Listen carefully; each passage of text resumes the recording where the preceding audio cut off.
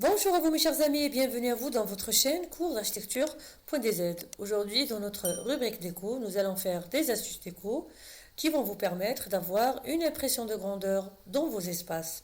Alors si votre maison ou votre espace vous semble trop petit, si vous êtes à l'étroit et si vous ne voulez pas avoir recours à un déménagement ou à faire de gros travaux, suivez-moi sur cette vidéo, je vais vous montrer, je vais vous donner quelques astuces qui vont vous permettre donc d'avoir une impression de grandeur.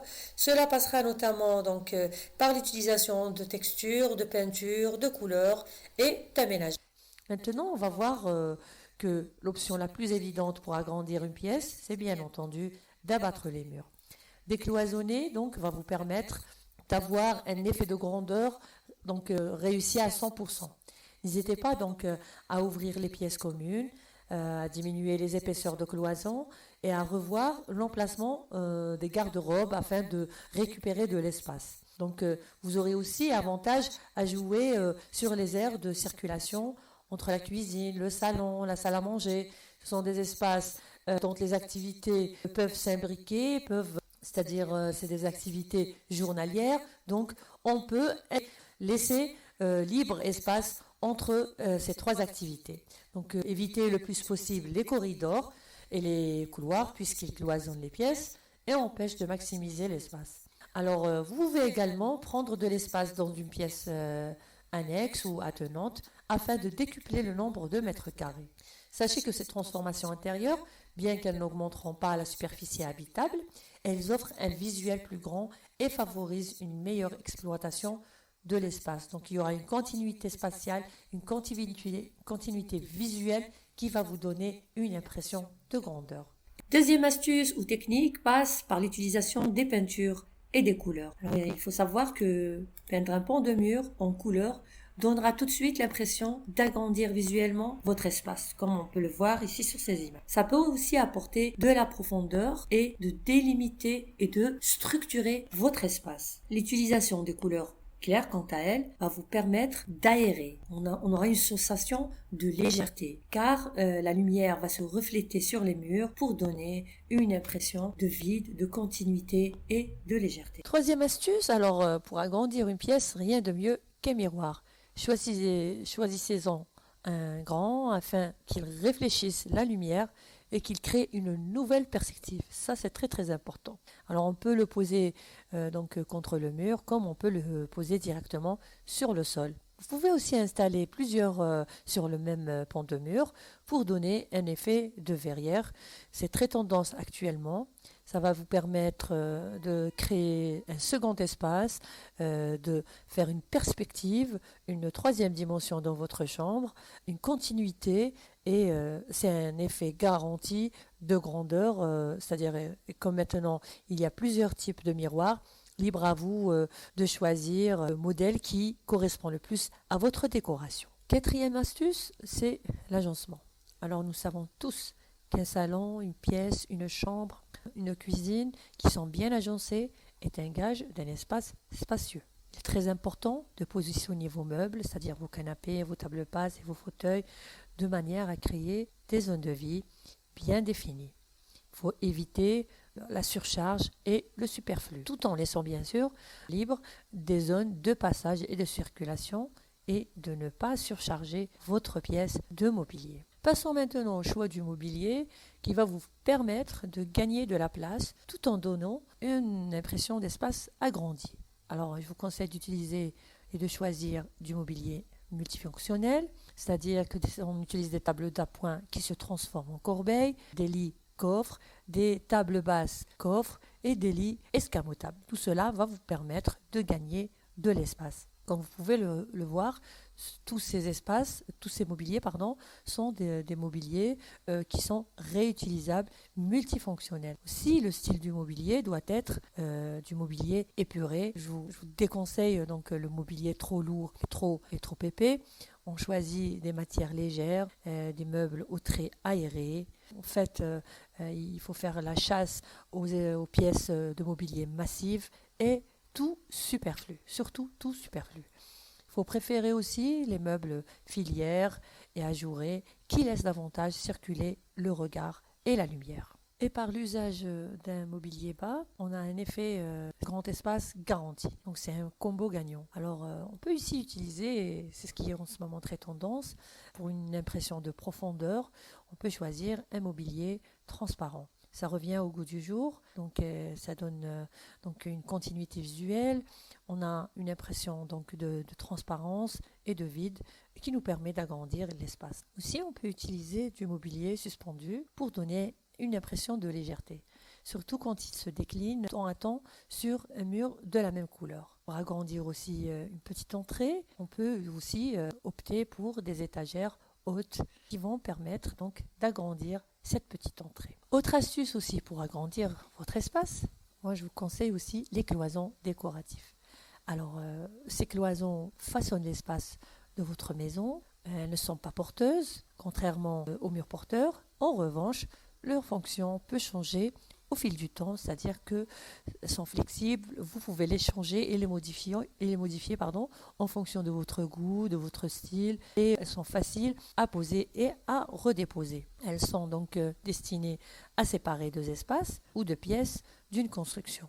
Elles peuvent être fixes ou non, comme on a dit au début, et elles existent dans différents matériaux. Elles sont décoratives et très tendances actuellement. Vous pouvez les choisir en fonction de vos besoins et de votre budget. L'éclairage, lui aussi, joue un très grand rôle dans les proportions et les dimensions de votre espace. Car tout dépend de votre source de lumière. Et vous avez pu remarquer que quand un espace est sombre, il semble immédiatement petit et étriqué. C'est pour cela que dans une pièce, la lumière peut donner l'association de grandeur. Il faut donc multiplier les sources de lumière, qu'elles soient naturelles ou artificielles. On choisit donc des cloisons aussi vitrées pour laisser passer les lumières entre les espaces. On peut utiliser des verrières pour séparer une pièce et on joue avec des lumières élégantes, qu'elles soient naturelles ou artificielles. Ceci dit,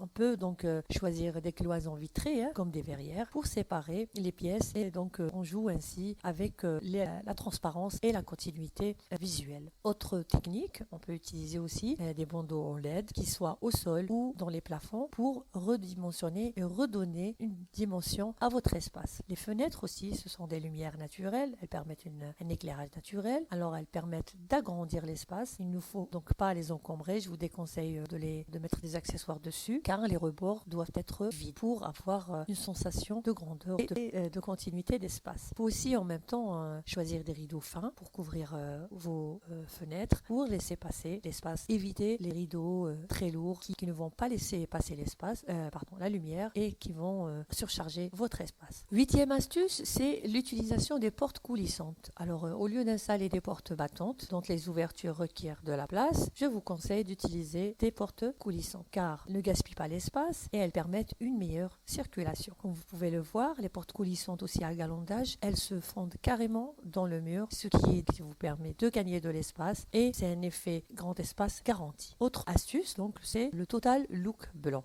Sachez que ça constitue donc un moyen très simple et efficace d'agrandir visuellement un petit espace. On peut donc l'utiliser dans les petits espaces comme les pièces les plus exiguës, comme les toilettes ou les buanderies. Alors 10e astuce, c'est les traitements au sol. Sachez que le traitement au sol, que ce soit par sa couleur ou par son positionnement, c'est-à-dire en longueur ou en largeur, il permet de redéfinir votre espace.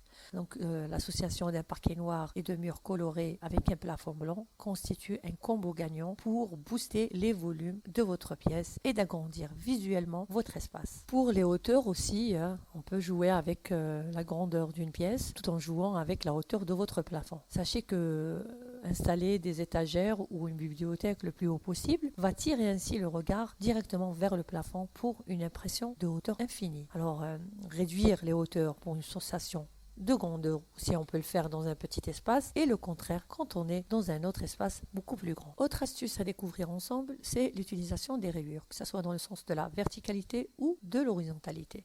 Donc pour allonger les murs et ainsi augmenter l'impression de hauteur sous plafond, je vous conseille des rayures verticales. Ces rayures, donc, vous pouvez les accompagner de quelques cadres, cela habillera parfaitement vos murs. Vous pouvez les utiliser donc de couleur ou en teinte neutre. À vous de laisser s'exprimer votre propre créativité. Vous pouvez utiliser toujours toujours les rayures, mais dans le sens horizontal. Cela si au contraire votre espace dispose de hauteur sous plafond et que vous souhaitez l'allonger dans le sens de la longueur. Donc de sorte est-ce que l'espace va se retrouver étiré. Donc vous pouvez jouer ainsi sur l'effet de la perspective dans votre chambre. Alors agrémenté de petits cadres, comme vous pouvez le voir, ce couloir se transforme en véritable galerie d'art. Donc pour agrandir visuellement votre pièce en utilisant les rayures, tout est une question de proportion. En parlant de proportion, une bande de peinture plus épaisse que la plinthe mais moins haute qu'un soubassement traditionnel, et voici que l'on redessine les volumes et les lignes de fuite de notre espace. L'astuce pour réussir sans coup est d'opter pour un revêtement mural clair et une peinture beaucoup plus foncée. Donc, autre astuce et qui revient au goût du jour ces dernières années, c'est l'utilisation du papier peint trompe-l'œil. C'est l'idéal pour donner de la profondeur à une pièce. Le paysage stylisé ou ultra réaliste, il est efficace visuellement car il efface le mur et ouvre une fenêtre sur un autre espace, sur un autre ailleurs. Donc, notre tendance de papier peint, c'est l'utilisation du papier peint panoramique, qui revient actuellement au goût du jour. S'il fonctionne dans le salon ou dans la cuisine, c'est dans la chambre qu'il révèle pleinement son potentiel, car il remplace parfaitement la tête de lit, moins encombrant et moins encombré, la pièce semble encore beaucoup plus spacieuse. Dernière astuce que je vous recommande pour aujourd'hui, c'est d'opter pour le style déco minimaliste. C'est un style où il faut opter pour des lignes épurées, très linéaires et des coloris sobres. On oublie donc les meubles avec des moulures et on opte pour des façades lisses sans aspérité. Pour votre cuisine aussi, le minimalisme passe par l'usage du bicolore. Ce n'est pas très compliqué. On peut aussi craquer ou tricher un petit peu en associant des éléments bas de couleur foncée à des murs et des rangements hauts et un plafond clair. Voilà, comme vous pouvez voir, c'est un combo gagnant. Qu'est-ce qu'on peut faire aussi? On peut éviter les éléments hauts pour agrandir visuellement notre cuisine et on adopte la tendance au minimalisme en faisant le tri dans les placards et on oublie les rangements hauts. C'est très très efficace pour agrandir votre espace. Merci de m'avoir suivi, je vous dis à très bientôt. N'oubliez pas de liker mes vidéos et de vous abonner à ma chaîne et de me mettre un commentaire. Merci, à très bientôt.